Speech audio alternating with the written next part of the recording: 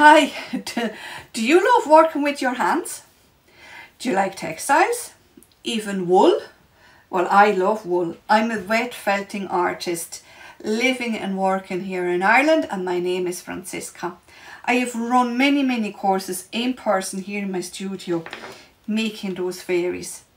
So with this in mind, I actually created an online course that is the very same as the courses that I do here in the studio. So aren't they cute? And I'm telling you, yours will turn out just as nice.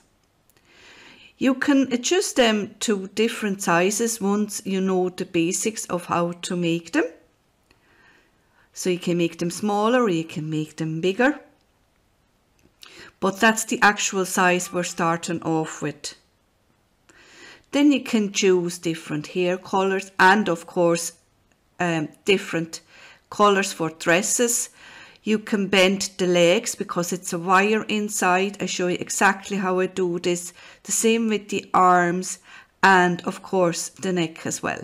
Then you can add sparkly bits to it, like here with the underskirt or the top, and nice different feathers.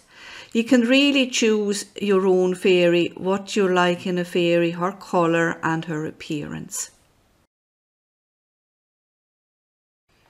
The course starts off by making her dress, the top part and the bottom part. And we do this with merino wool. I have here a roving, but you can also do it in a batting. So the pink is a batting. It doesn't matter which kind of wool you have, both will work equally, and I show you how to work with the two of them. So with this wool then, I'm going to show you exactly how we're going to felt her dress. I have a few samples here, they're just offcuts.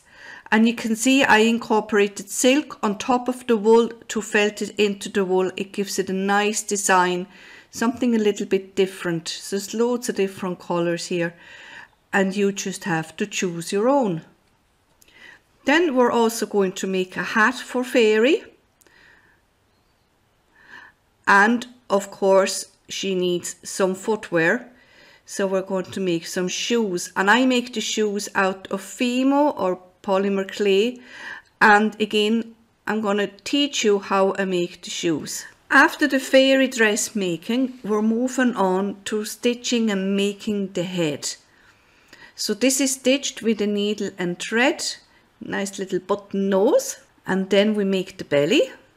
And I like to make underpants for the belly. You see, the pink is the underpants because people often lift the skirt of Fairy. Then we make arms and hands. There's wire inside those arms, the same as in the legs. There's also wire in the legs that makes them bendable, so you can move them. And I've added some stockings to the legs.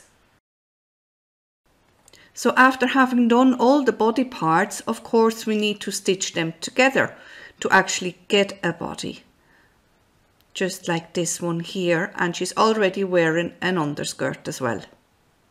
Well, there you go, now she's nearly finished. All we have to add now is the felt to make her dress. I've added some extra ribbons there as well. We add the hair, wings, the hat is stitched on, the shoes, and of course we need a bag. Yeah, Fairy definitely needs a bag. So she's all ready to fly off or stay with you. We add some makeup as well, which is very important. So thanks for watching this short clips of a very quick run over or run down how I make fairies. If this is something that interests you, I have online courses all the time available through my website, or I also do them here in person in my studio. So just keep in touch for regular updates and everything else that may happen in the future. Thank you, bye.